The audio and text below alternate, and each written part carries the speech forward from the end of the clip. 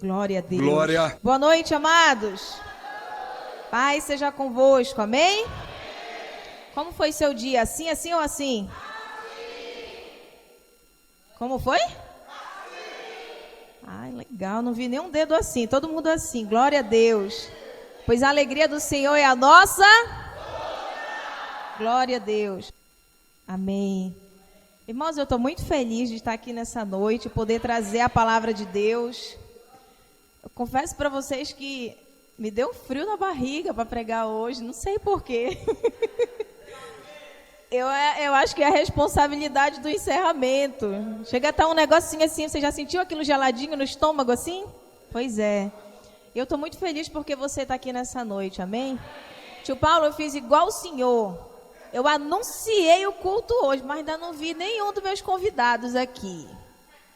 Os que são de fora, né? Que eu quero dizer. Mas o Senhor está conduzindo, amém? E se eles não vierem, o Senhor está tocando e algum dia eles vão vir, amém?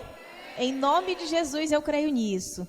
E o convidado assim mais especial que eu convidei, eu estou tão ansiosa que entre ali pela porta. E quando entrar, vocês vão ver o meu sorriso diferente aqui, quando eu... Amém, irmãos? Bom, nós estamos hoje no 12º dia da campanha. Diga glória a Deus. Quem conseguiu os 12 dias sem parar? Que bênção, que o Senhor te abençoe, te honre. E você que não conseguiu os 12 dias, que nem eu, que faltei um dia, o Senhor também irá nos honrar, amém? Porque Ele sabe de todas as coisas, amém? Abra sua Bíblia no livro de Oséias. Oséias, capítulo 6, versículo 1. À medida que você achar, dá um amém bem forte. Quem ainda não achou, diga espere. Eu espero. 6:1. Amém? Todos acharam? Vamos ler. A palavra do Senhor diz assim: Vinde e tornemos para o Senhor, porque Ele nos despedaçou e nos sarará, fez a ferida e a ligará. Depois de 2 dias nos revigorará. Ao 3º dia nos levantará e viveremos diante dele. Conheçamos e prossigamos em conhecer ao Senhor. Como a alva é a sua vinda, como a alva a sua vinda é certa, e ele descerá sobre nós como chuva serôdia, que rega a terra. Diga glória a Deus. Em nome de Jesus.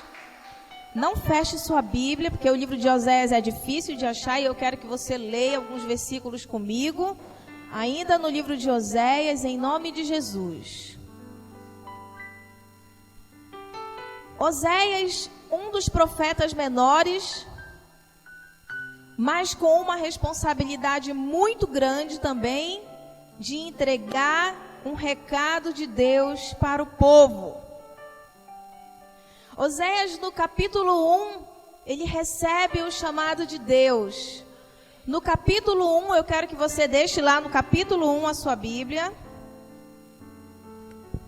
No capítulo 1, versículo 2, diz o seguinte: Quando pela primeira vez falou o Senhor por intermédio de Oséias, então o Senhor lhe disse: Vai, toma uma mulher de prostituição e terás filhos de prostituição, porque a terra se prostituiu, desviando-se do Senhor. Irmãos, olha só. Oséias era um profeta de Deus.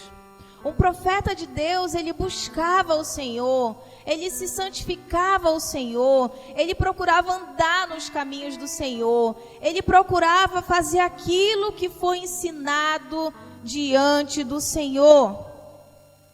E aí Deus chama Oséias e dá tamanha responsabilidade para ele. Irmãos, olha o cenário. O povo de Israel, como nós já sabemos, é muito pregado aqui na igreja, foi um povo muito rebelde, muito desobediente. Ontem foi falado sobre desobediência através do nosso missionário Paulo. O povo de Israel, na sua caminhada, errava muito, falhava muito, e isso não é muito diferente dos dias de hoje. Você concorda comigo? Nos dias de hoje há muita gente desobediente a Deus, que não quer seguir o caminho de Deus. Não é diferente. É por isso que essa palavra vai falar conosco também essa noite. Diga amém. E aí diz aqui, Deus fala com Oséias e ele pede para tomar uma mulher de prostituição. Irmãos, tente se colocar no lugar de Oséias nessa noite. Eu gosto muito de ler a palavra e viajar na história e tentar me colocar dentro daquela história. Quem já leu gibi aqui? Quem gosta de ler gibi? Da Turma da Mônica e tal. Quando você lê aqueles quadrinhos assim, você já não se transportou para aquele quadrinho lá, imaginando que você está lá junto com Cebolinha, com a Mônica, vivendo aquela história e vendo a Mônica com o coelho? A palavra de Deus não é diferente. Quando nós lemos, nós imaginamos aqueles quadrinhos, aquelas cenas e aquele povo vivendo aquilo. E eu me transporto para Oséias e imagino Oséias recebendo essa mensagem de Deus. Imagina, devia estar tudo bem com Oséias, devia estar tudo tranquilo, ele no templo fazendo a obra, ele indo aos povoados levar o recado de Deus, e aí de repente Deus diz: Oséias, eu tenho uma responsabilidade para você, eu tenho algo para você fazer, só que não vai ser simples, mas eu vou te dar essa responsabilidade porque eu sei que você vai conseguir. Irmãos, muitas das vezes, o Senhor vai te dar missões que parecem ser impossíveis para você fazer. Mas quando essa missão vier para você, acredite, o Senhor está te dando porque Ele sabe que você vai conseguir cumprir a missão. Ele sabe que você vai conseguir, por mais difícil que seja. Quando o Senhor fala conosco, Ele quer que a gente sinta exatamente aquilo que Ele está sentindo. E sentir o que Deus sente, meu irmão, não é fácil. E Ele diz para Oséias, porque Ele queria que Oséias entendesse como que estava a situação da nação, do povo de Israel. O povo estava se prostituindo espiritualmente. O povo estava se contaminando com aquilo que não agradava a Deus. Então o Senhor queria que Oséias sentisse na real. Não é alguém chegar e falar para você: ah, Edson, tu sabia que fulano está com câncer? Fulano está acometido de câncer, está tão mal. Aí o Edson diz: coitado, né? Poxa, que pena. Mas vamos orar, né? É diferente. O Senhor queria que Oséias sentisse o que ele estava sentindo acerca do povo. Irmãos, o Senhor, Ele nos ama muito. Ele nos criou. Lá em Gênesis você vê, Ele cria as árvores, as águas, divide as águas, faz os animais, faz o dia, a noite, o sol, a lua, as estrelas. E no final, o melhor Ele deixou para o final, que foi eu e você.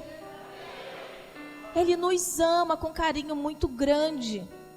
Quando nós lemos no Antigo Testamento, nós vemos o Senhor, parece assim um Deus mau.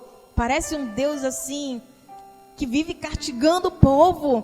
Parece um Deus assim, que quer o nosso mal, mas não é isso. O Senhor não quer o nosso mal. Nós vemos no Antigo Testamento um Deus de justiça e também de misericórdia para cada um de nós. Ah, irmãos, que seria de nós se não fosse essas misericórdias? nós não estaríamos aqui. O povo está se prostituindo em todos os sentidos. Por isso Deus fala assim com Oséias. Agora imagina, o Senhor, nós lemos aqui no versículo 2 do capítulo 1. Olha, Oséias vai lá no prostíbulo e toma uma mulher da prostituição e eu quero que você se case com ela. E sabe o que mais me chama a atenção? Oséias não questionou, ele obedeceu. Irmãos, pensa numa pessoa questionadora, é a senhora Marcela de Oliveira. Pensa numa mulher questionadora, é essa que vos olha nessa hora. Questiono muitas coisas. Mas eu tenho aprendido no decorrer da minha caminhada e aprendo com essa palavra que Oséias não questiona. Ele poderia dizer: Senhor, eu sou o teu profeta, eu sou o teu servo, eu estou na tua casa fazendo a tua obra. Porque o Senhor não me dá uma moça dentre o nosso povo, uma moça culta, direita, que seja pura, virgem, para que se case comigo? E o Senhor diz: não, eu quero que você pegue uma prostituta. Porque havia um propósito de Deus nessa nação. Leia comigo, capítulo 5, versículo 3. Antes de ler, o Senhor diz para Oséias que ele deveria ter filhos com essa mulher. E sabe o que diz ainda? O versículo que nós lemos diz assim: vai, toma uma mulher prostituta e terás filhos de prostituição. Então, irmãos, há uma teoria que talvez os filhos que Gomer teve, nenhum seja de Oséias. Não tinha teste de DNA na época, irmãos. Hoje, a mulher erra com vários homens, ela não sabe quem é o pai. E aí se faz o exame de DNA onde comprova quem é o pai. Nessa época não tinha. Então é provável que os filhos que ela teve não fosse dele. Você já pensou? Não tinha certidão na época, mas havia uma autoridade, uma responsabilidade, e Oséias precisou assumir essas crianças.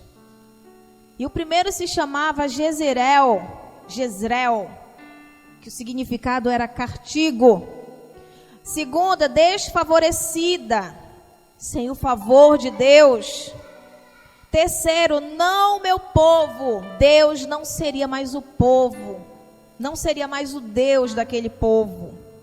Que significado, né, irmãos? Quando nós engravidamos que vamos ter um filho, nós queremos o melhor nome, né? Aquele que tenha um significado legal, doce, um significado que traga esperança. Imagina os significados dos filhos de Oséias. Mas havia um propósito de Deus em tudo isso. E você sabia que o significado do nome de Oséias é salvação? Porque Deus queria usar este profeta para salvar aquele povo. Assim como o Senhor, assim como Deus enviou Jesus para salvar a cada um de nós, Deus nessa época usou Oséias para salvar aquele povo das suas transgressões. Amém? Olha só o que diz o capítulo 5, versículo 3 de Oséias. Conheço Efraim e Israel. Israel não me está oculto, porque agora te tens prostituído, ó Efraim, e Israel está contaminado. Diz aqui que nada está oculto. Nada está oculto do Senhor, nada, nada, nada, nada.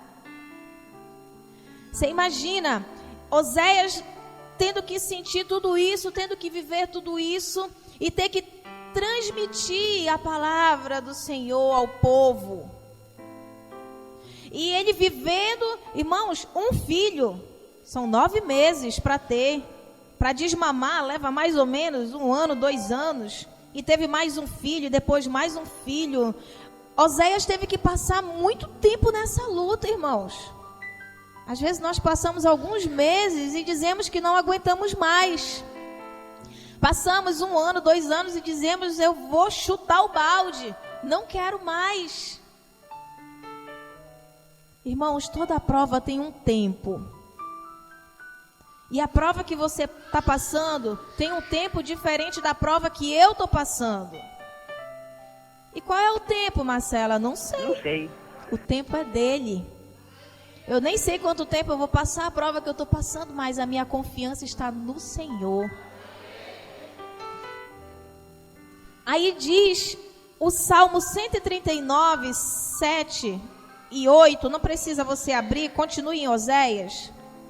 O Salmo 139 fala da onipotência de Deus. Fala que, como eu vou esconder... Põe aí Salmo 139, 7 e 8, para nós lermos juntos. Diga glória a Deus. Irmão, não vá dormir, tá? Fica ligado na palavra. Para onde me irei do teu espírito? Para onde fugirei da tua face? Se subirei ao céu, tu aí estás. Se fizer no Seol, que é lá embaixo, no profundo, a minha cama, eis que tu ali estás também. Então, aonde você vai se esconder do Senhor? Não tem como, irmãos. Você pode estar no mais alto, no mais profundo. A gente pode estar atrás de um muro, atrás de uma porta. A gente pode se esconder no elevador. A gente pode se esconder numa cortina. A gente pode se esconder trancando a nossa porta. A gente pode se esconder de qualquer um. Mas de Deus, ninguém se esconde. A gente pode dizer para o nosso parente, fala que eu não estou. A gente pode dizer ao telefone, diz que eu não estou aqui. Mas do Senhor ninguém se esconde. Você pode estar aqui na terra firme, nesse exato momento que são 8h35, não, 8h25. Ou você pode estar lá na China, no Japão, que já é 8h30 da manhã. Em nenhum lugar você vai se esconder do Senhor. Em nenhum lugar. Glória a Deus.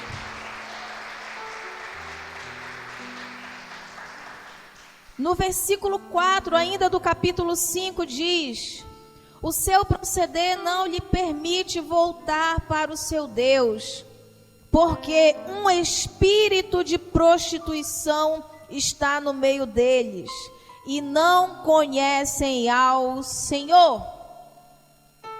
Irmãos, a prostituição, ela é um espírito, acabamos de ler.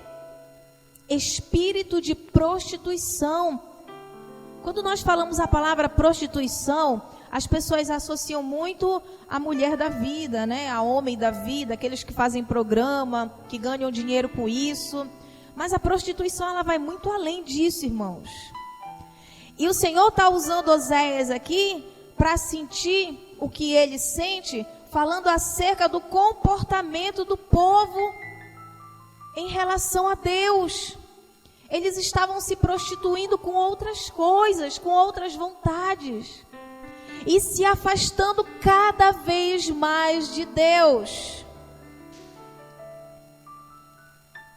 No versículo 13 do capítulo 5 diz: quando Efraim viu sua enfermidade e Judá a sua chaga, subiu Efraim à Síria e se dirigiu ao rei principal, que o acudisse, mas ele não poderá curá-lo, nem sarar suas chagas.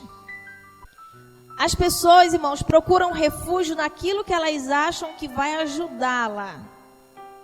E eu creio que você está aqui nessa noite porque você sabe que quem vai te ajudar é o Senhor. Alguns procuram no espiritismo um refúgio, um entendimento.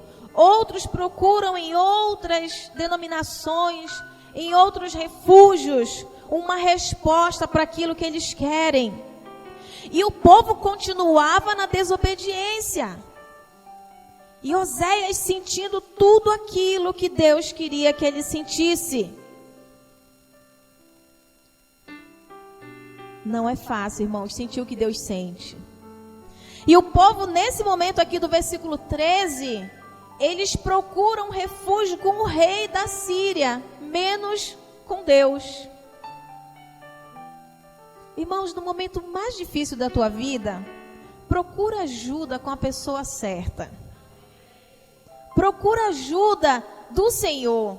Procura ajuda de um homem, de uma mulher que vai ajudar você, que vai te ajudar a levantar.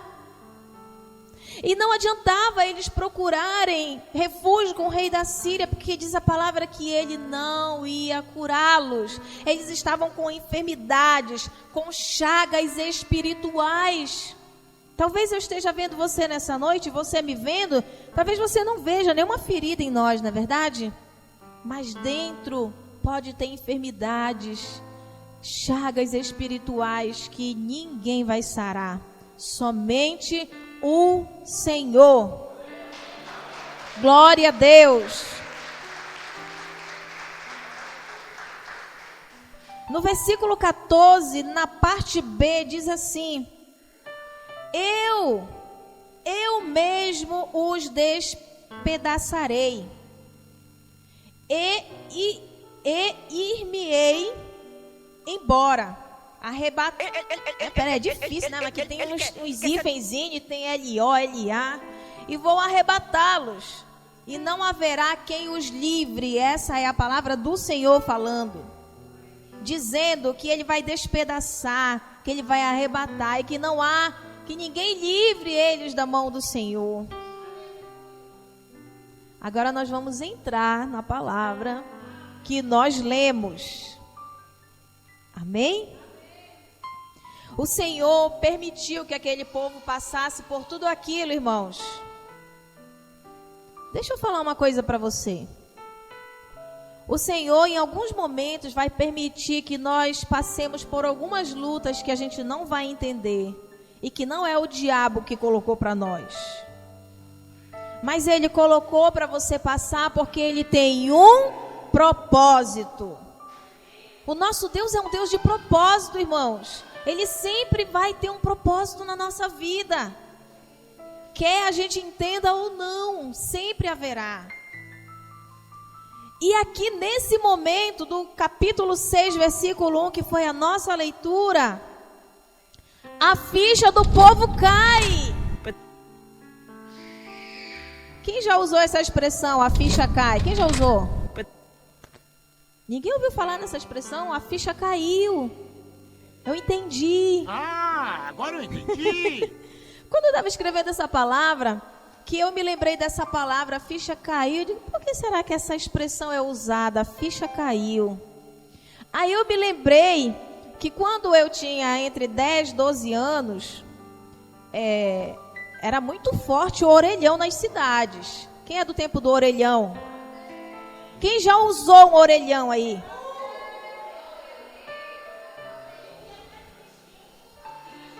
Pois é. E sabe que interessante, irmãos? Eu fui pesquisar sobre o orelhão, porque nesse momento do capítulo 6, versículo 1, a ficha do povo caiu, eles entenderam o recado de Deus.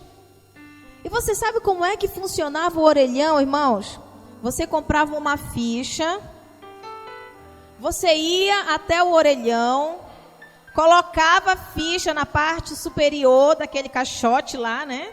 Do telefone, discava o número, e quando o número, a pessoa atendia, a fichinha caía. Olha só, entende aí o mistério de Deus. A ficha caía quando alguém atendia. How do you know I'm calling you from a payphone?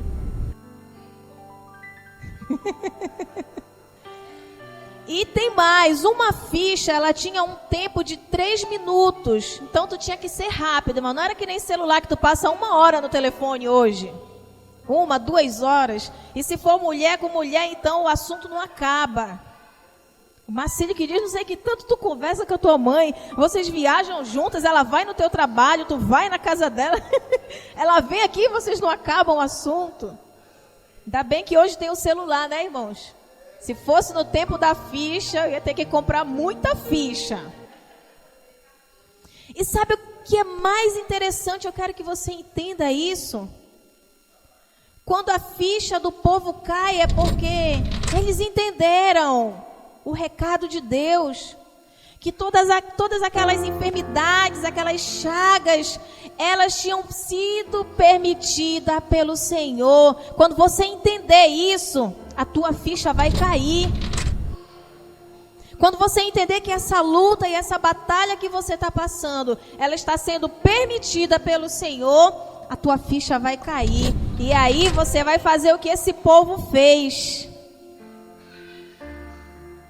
Sabe o que é interessante também do telefone? Quando os 3 minutos estavam próximo de terminar, o telefone dava um bipzinho. Pi, pi, pi. E você já sabia que aquela ficha ia acabar. E você logo colocava outra para continuar conversando. Ou então você, olha, não, tá bom, olha, vai acabar minha ligação. Tá, olha, deixa eu te dizer mais. Olha, a mamãe foi lá no... Olha, o Cauã foi para a escola. Olha, a Imê está grávida. Olha, você é vó de uma menina chamada Catarina. E aí você acelerava porque o bip estava te dizendo que aquela ficha ia acabar. Irmãos, nós somos movidos por Deus, amém? Mas uma hora a nossa ficha acaba. E esse bip, o Espírito Santo sopra no nosso ouvido o tempo todo,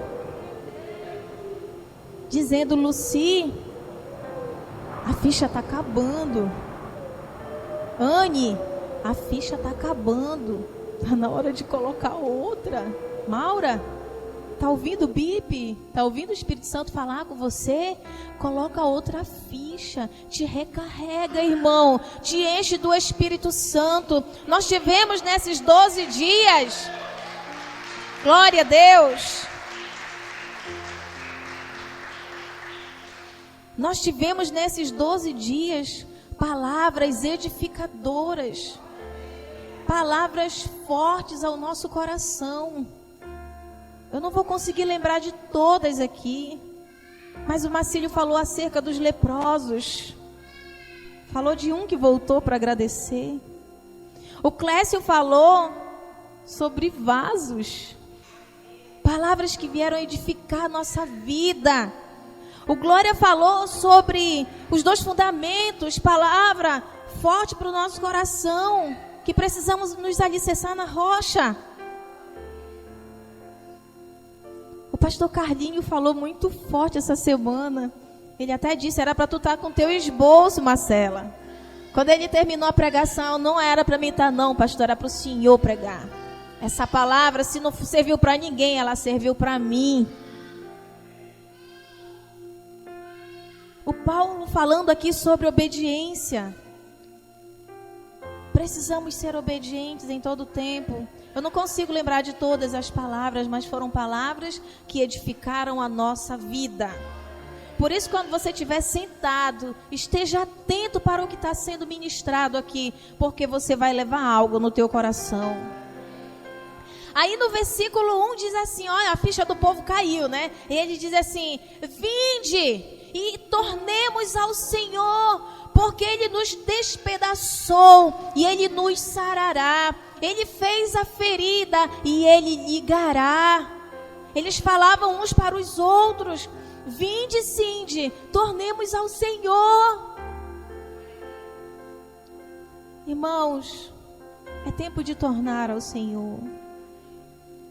Marcela, mas eu estou na igreja. Mas você passa muitas aflições, muitas lutas que fazem você pensar que essa ferida e essa chaga não foi o Senhor que permitiu, e às vezes você se afasta. Você está aqui, mas você se afasta espiritualmente. Irmãos, eu falo isso com precisão. Isso acontece comigo, isso certamente acontece com você. Por isso que a palavra hoje diz, Vinde e tornemos ao Senhor, porque Ele nos despedaçou, Ele nos fez passar pela prova, Ele fez Oséias casar com uma prostituta, Ele talvez esteja fazendo você passar por essa prova aí, que está te despedaçando, mas é Ele que vai te sarar, é Ele que vai te levantar, é Ele que vai sarar as feridas. E no versículo 2 diz, Ele vai te revigorar e Ele vai te levantar para você viver diante dEle. Passou pela prova? Foi difícil, mas Ele te levantou para você viver diante dEle. Ele não te levantou para você sair da igreja, Ele não te levantou para você não se entregar a Ele. Ele te levantou para você viver diante dEle. E para encerrar, irmãos, o versículo 3, que eu amo de paixão esse versículo, e eu intitulei, desde que eu aprendi a amar a escola bíblica, eu intitulei esse versículo como versículo tema da escola bíblica. Enquanto estiver na minha gestão, vai ser ele. E vamos ler todos juntos, diz assim, 1, 2, 3.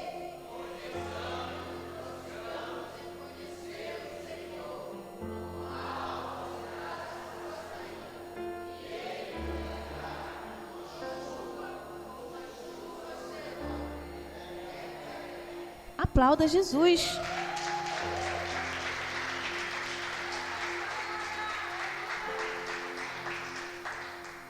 Irmãos, o nosso Deus é um Deus de continuidade. Ele não é um Deus que você conhece e parou ali, não.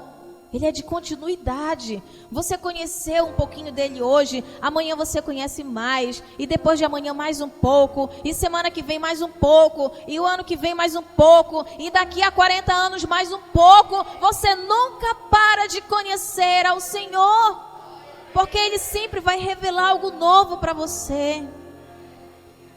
Eu quero resumir dizendo, irmãos, que se o Senhor colocar prova para você, agarre, porque Ele sabe que você vai conseguir.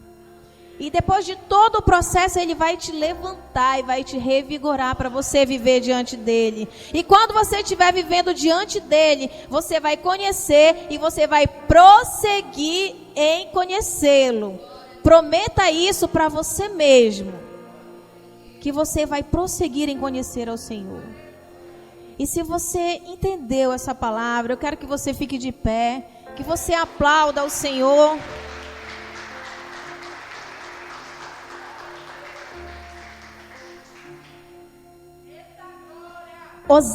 Oséias resistiu até o fim. Não foi fácil.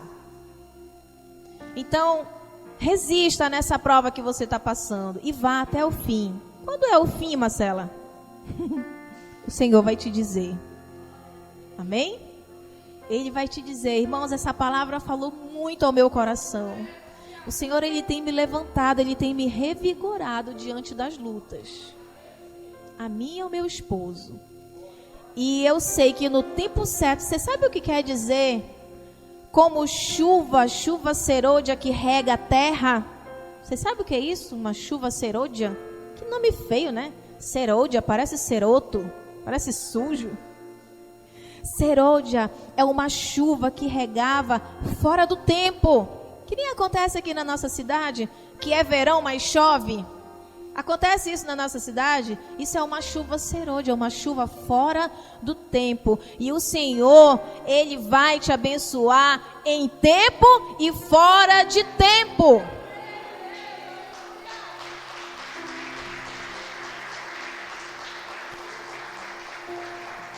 Feche os seus olhos aí no seu lugar. Nós estamos hoje no último dia dos 12 dias de clamor por 12 meses de vitória. E você chegou até aqui, irmãos. Então continue, prossiga em conhecer ao Senhor durante esse ano.